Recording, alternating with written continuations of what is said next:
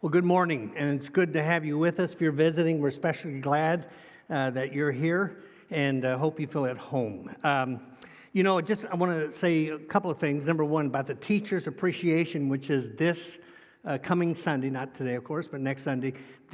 Our whole staff tomorrow morning early is picking up bagels, cream cheese bagels, all kinds, and taking them to different teachers' lounges with a little card that has our logo on it, and they'll easily recognize, oh, that's that crazy logo on Mill Plain or whatever it is.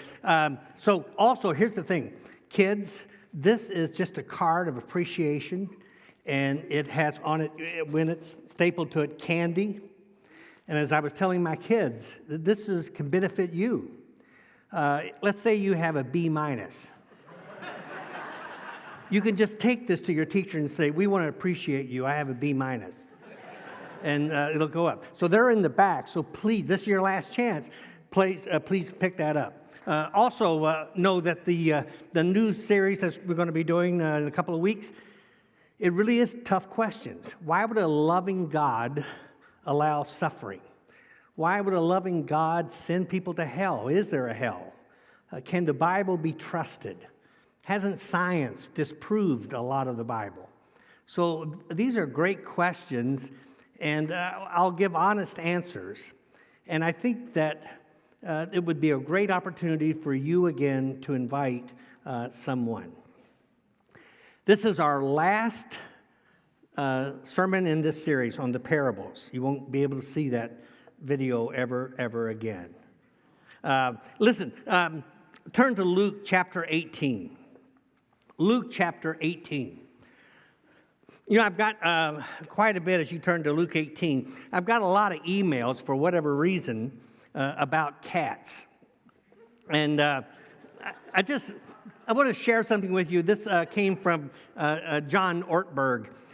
This is the difference between a dog's attitude toward life and a cat's attitude toward life. In other words, it's if either of these animals actually kept a journal. And so they wrote in the journal. So here's the dog's journal. This is what the dog wrote. 8 a.m., dog food, my favorite thing. 9:30, a car ride, my favorite thing. 9:40, walk in the park, my favorite thing. Got rubbed and petted, my favorite thing. 12 o'clock, lunch, my favorite thing.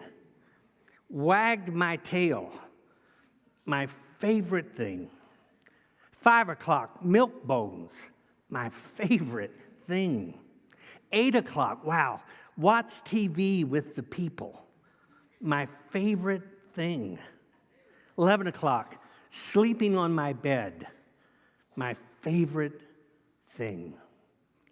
That's a dog's heart, right? Now, I remember I had a dog and before I was married, and Laura made me put it to sleep. But this dog, no, that's not true. But I had a dog, and I remember I loved watching Peaches, that was her name. The way she didn't just wag her tail when I came home, she wagged her whole body. It was like, oh, I'm so glad you're here. Oh, yes. Now, here's the same diary from a cat. Day 983 of my captivity. My captors, 10, continue to taunt me with bizarre little dangling objects. Today, I was almost successful in an attempt to assassinate one of my tormentors by weaving around her feet as she walked. I will try this again tomorrow, but this time at the top of the stairs. Isn't that great? Right? The dog is the life of humility, openness, receptivity, grace, and everything is a gift. My favorite thing, my favorite thing. And the opposite is entitlement. Somebody told me that the difference between a dog and a cat is that a dog has a master and a cat has a staff. So I want to remind us all this morning that in this body of believers, there's no such thing as spiritual entitlement. And so with that, look at Luke 18. This is such a great parable. Luke wants us to know what brought on the parable. So look at verse 9.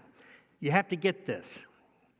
To some who were confident, so Luke's writing this, to some who were confident in their own righteousness and looked down on everyone else, Jesus told this parable. 2 men went up to the temple to pray, one a Pharisee, the other a tax collector. The Pharisee stood by himself praying, God, I thank you because I'm not like other men, robbers, evildoers, adulterers, or even like this tax collector. I fast twice a week. I give 1/10 of all that I possess. And then Jesus says, the tax collector, standing far off, would not even lift his eyes to heaven. But he beat on his chest, and he said, God, have mercy on me, a sinner. Then Jesus says, I tell you that man, rather than the other, went home justified before God. For all those who exalt themselves will be humbled, and all those who humble themselves will be exalted. So basically, let's get back, just so that we have the right frame of reference. Jesus has a target. These people can be described with 2 things. Number 1, they were confident in their own righteousness. Second, they looked down on everybody else. Now, here's a question. Does that describe you? Does it describe me? Do you think the world would describe the church like that?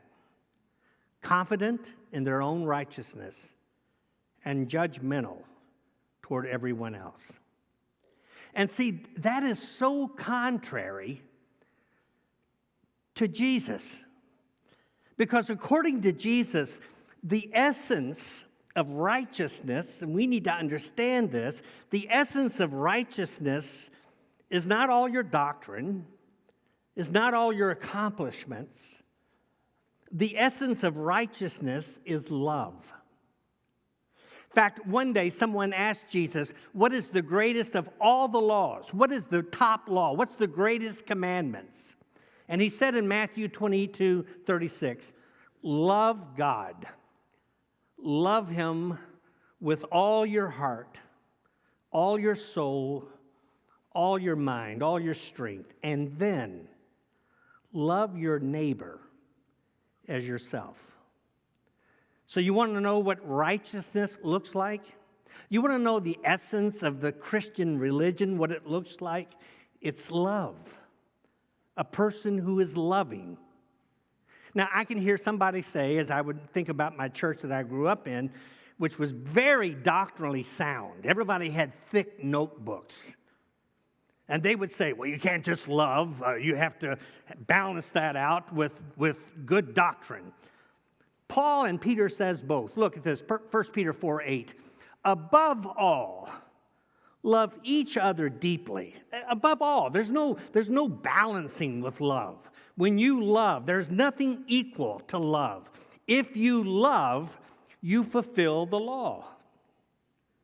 And it says the Pharisees, they looked down on others. And when it says that, it's not just to recognize they had flaws. Everybody has flaws. It was to hold them in contempt. And that's the opposite of love.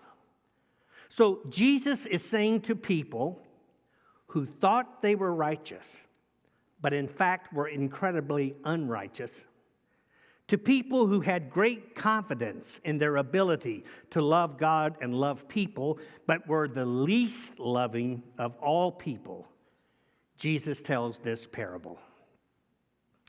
He says there are 2 characters.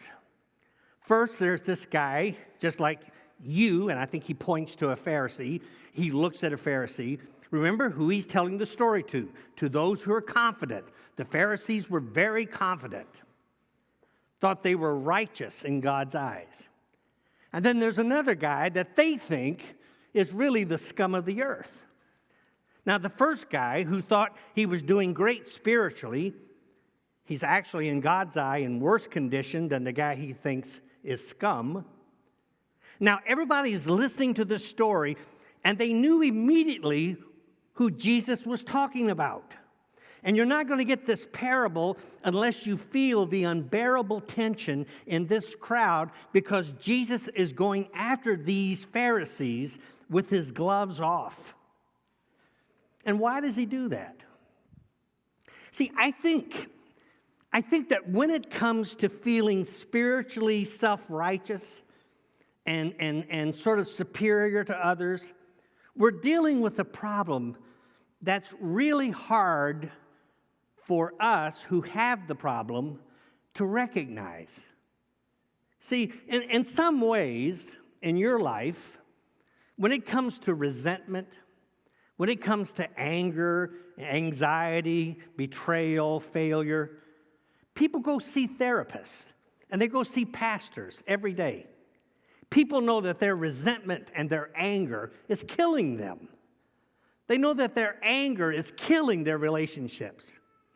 And so they go to counseling offices all over, and it's filled with people suffering from anxiety and fear. Why? Because you're in pain. And they go and they say, can't you do something to help me with my fear, my anxiety? Desperate people go to 12-step programs. I heard about a guy who was addicted to a Stairmaster, and he joined a 12,000-step program. All right, people buy books, they attend classes, trying to help themselves with a painful problem. I have been a pastor for 40 years. I started when I was 10. I've never known one person, I've never had one person schedule an appointment and said, Dwight, I need to talk to you. I need help with my pride. There's no Betty Ford clinic for the insufferable arrogant.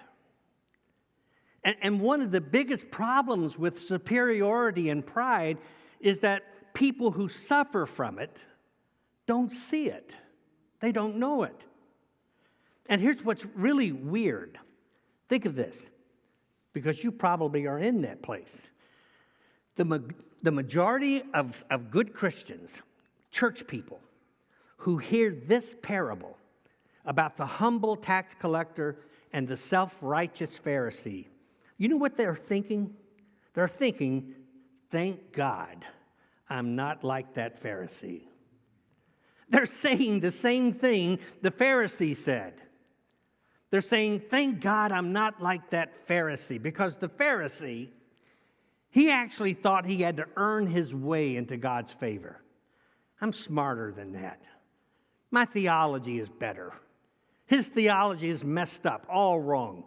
My theology is straight. Thank God I'm superior to that guy who thought he was superior to everybody else.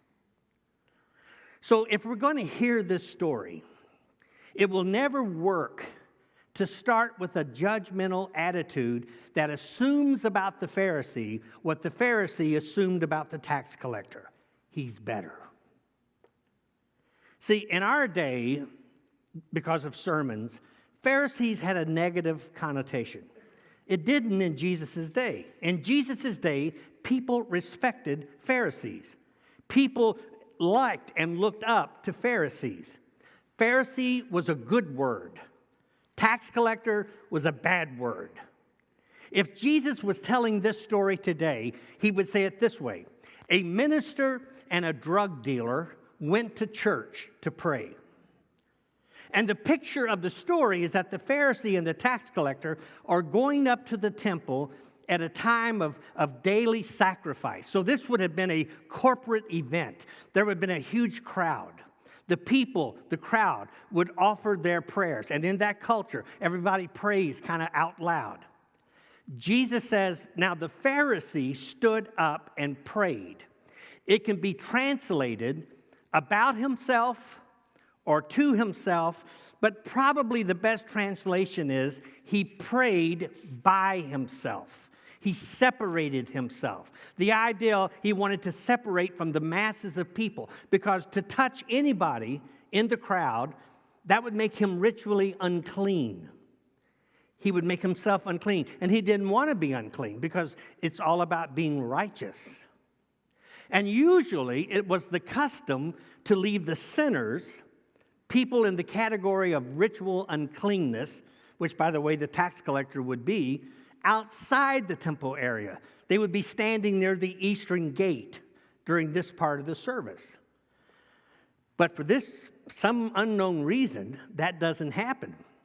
And the Pharisee is not happy that the sinners are hanging around the house of God. They could contaminate it. And so he does an interesting thing in his prayer. Let me ask you a good question. Mass confession. Have you ever prayed out loud, but you're really not praying to God? You're praying that the person who hears you can hear that prayer so they'll know what to do? How many of you have done that? Raise your hands. Several Methodists. Something like this. God, forgive my husband, who is listening right now as we speak, for selfishly forgetting Valentine's Day. And Lord, guide him to buy a really nice piece of jewelry for me that you know, oh Lord, is on layaway at Macy's. The one in Hackettstown, not the one. See, the Pharisee is not praying at all. He thinks he's praying, but he's actually saying these words publicly so they can be heard by as many people as possible. He's letting people know how righteousness, what it looks like. How come you can't be more like me? And he's deliberately humiliating this tax collector. And it doesn't even bother him. He does something else. He compares himself to another person to make himself feel superior. Thank you, God, that I'm not like other people at that church. I fast twice a week. I give 1/10 of all that I get. And by the way, these claims are quite loaded, and they would have been picked up by Jesus' original listeners. According to Torah, according to Leviticus, an Israelite was only required by the law to fast once a year during the Day of Atonement. You notice how this guy's doing it? Twice a week. So this is like 100 times more than what the law requires. And then he says this, I give 1/10 of all that I get. Again, according to the Old Testament law, there are certain things that you don't have to pay a tithe on, like wine or grain or oil, because the farmers who produced it, they already paid the tithe. So it wasn't necessary for you to pay a tithe on something that has already been tithed. But he does it anyway. And then he pays an additional tithe on anything else that comes into his possession. Some stuff, by the way, you didn't have to tithe on. The rabbi said, for example, you're not required to tithe on celery. Nobody has to tithe on celery. I'm not making that up.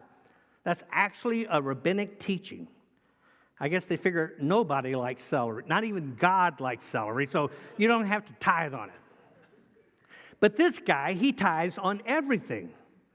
Stuff you don't even have to tithe on. My point is this. He is doing some serious extra credit work, and he assumes he can measure his spiritual life, his spiritual greatness, his status in the eyes of God by all of this religious activity that he's doing. And he's not thinking of the person he is becoming. Because the truth is, This Pharisee is becoming a little worse, a little prouder, a little haughtier, a little colder, a little more unloving every day. And I've seen Christians, and I'll use my home church that I grew up in, that the older some of these saints got, a little more grouchy, a little more wanting their wills, a little more self-centered. And he doesn't even know it. He uses the low spiritual reputation of this tax collector to make himself feel better. And he's not even aware of it. He doesn't know that his prayer is really to impress others. And let me say this. You can aim to love people, or you can aim to impress people, but you cannot do both. This need for superiority and reputation is so obnoxious and so obvious, especially when we see it in somebody else. We don't see it in our own lives. You know, some time ago, several years ago, when we were in Bedford, Laura and I had dinner with a guy we didn't really know very well. There was three other couples that came from our church to this dinner party. And I'll just be blank. It was an hour and a half of this guy just dropping names, right? He was very well-to-do, very powerful in his position. But for an hour and a half, one story after another of the important people that he knows and how impressed they were with him and all this impressive stuff that was being done. You ever been around someone like that? What is so amazing was not just that he did it. He was clueless that he was doing it. He was so blind to it. And the other couples were looking at each other thinking, oh, how much longer? He was so blind. And I thought about that afterwards. How can a person be that blind to what he's doing? Then as I was driving home with Laura, I had this horrible thought. If he could be that blind, maybe I'm blind. So I said to Laura afterwards, do I do that? Do I drop names? And she said, I don't think so, but you need to ask your friends. So I did. So the next week, while I was having lunch with Oprah, no, I'm kidding. I was busy that week. But here's the irony. If you ask a Pharisee, how's your spiritual life going? This is what he would say. It's going great.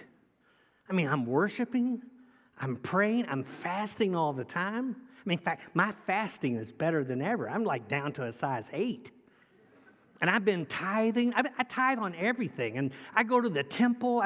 My spiritual life is great. You know, I've been making more and more and more and more eternal deposits into heaven every day. God's delighted with me. And he's sinning the whole time. He's attacking another human being. He's violating love, which is the essence of righteousness. He was damaging community. He was making the ideal of spiritual life look obnoxious to people watching him. And that's my huge, huge concern. Dallas Willard said this: spirituality, wrongly understood or pursued, is a major source of human misery and rebellion against God. Because people see the church, they see it, and they think, I want nothing of that. And he didn't have a clue. Now, let's get personal. How much of this Pharisee is in you? How much of this Pharisee is in me? Because I know this guy. And what's scary to me is that it's deeper in me than I can even recognize. Do you ever find yourself passing judgment on somebody? Do you ever get a little twinge of joy when you're being critical? Maybe more than a twinge? Do Do you ever find out that somebody messed up, maybe somebody in the same field that you're in, and there's that little part of you, the part you try to hide, that feels good, makes you feel superior? Maybe somebody has a personality trait that's really hard for you. Somebody wears clothes that you don't like, or they play music that you don't like. Somebody's politics a little different than yours. Somebody's theology a little messed up. Somebody's going a little further than I've gone in my life. Maybe it's in a family. Maybe there's somebody in the family and I can't control them. So I fold my arms, I shake my head, I cluck my tongue, and I close my heart. And I don't even see it. You see, the difference, my lovelessness is far worse than whatever the sin is that I'm pointing out in someone else. Jeremiah 17 says this, "The heart is deceitful and wicked above all things. Who can know it?" Two men went to church to pray. A minister and a drug dealer. I know this guy. It's so insidious how it works. Two men went up to the temple to be with God. One of them was a Pharisee, and the higher he climbed to God, the further from God he became. And then there was this tax collector. By the way, rabbis don't tell stories where tax collectors are the heroes or that Samaritans are the heroes. A tax collector goes up to the temple, and all the people were there, and Jesus says in Luke 18:13, the tax collector stood at a distance. Now, it's really interesting. Jesus is a master storyteller. Both the Pharisee and the tax collector separated themselves from other people, but it was for two different reasons. The Pharisee did it because he was above everybody. The tax collector did it because he knew he was broken inside. He would not even look to heaven. Can't bring himself to look in the eyes of God. And he does something extraordinary. It says that he beat his chest. That's an act of beating the chest was considered extreme agony. Hey, by the way, we all know what the Pharisee was thinking and what he thought about the tax collector. It was made quite clear. What does the tax collector think of the Pharisee?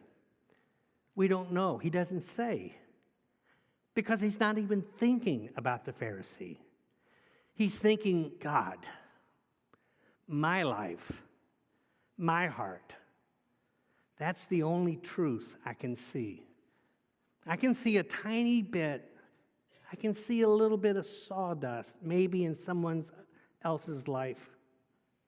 But I have access to my mind, my thoughts, my desires. God, how I long to stand with the righteous. But I'm not righteous. I don't deserve it. I'm not entitled. And maybe while he is there, he sees a lamb sacrifice. And he smells the incense. And he asks, God, is it possible? God, could a sacrifice be made that is so great that it would atone for my sins? Is there such a great sacrifice? And Jesus says there was. And the death that Jesus died on the cross was a death that was for every one of us. That's what this table is all about. See, at the foot of the cross, at the communion table, there's no room for pride. There's no room for superiority. There's no room for judging others. So maybe it's always a danger. especially the longer you've been in a church, maybe you had been on the Pharisee track toward God and didn't even know it.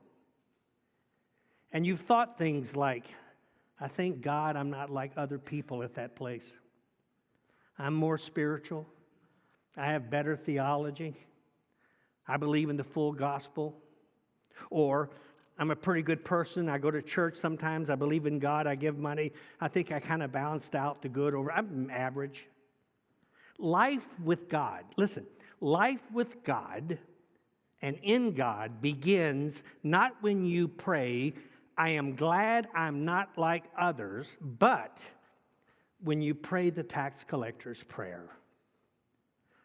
God, I'm not entitled. God, I don't deserve it. I forget it sometimes because that's the way my crazy mind works.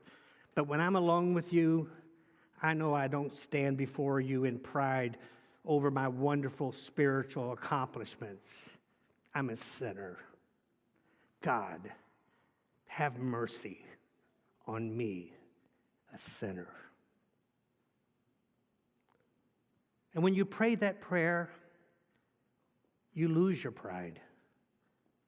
You lose your ability to look at others with contempt. And we realize that we are all children of grace, His grace. And you know what we end up doing? When you understand that, you realize all the benefits that you have. You get to be with the Father. My favorite thing. Your sins are forgiven. My favorite thing. He gives me light in my darkness. My favorite thing. He gives me hope and purpose. My favorite thing. He places me in a body with other sinners. My favorite thing. And one day He will set right all the loss, all the failure, all the betrayal, all the resentment, all the anxiety, all the pride. My favorite thing. It's a gift. Would you bow? Father, Lord, don't allow this fellowship ever to lose its sense of what grace is. Lord, I pray that you will speak to us as we respond in Christ's name. Amen.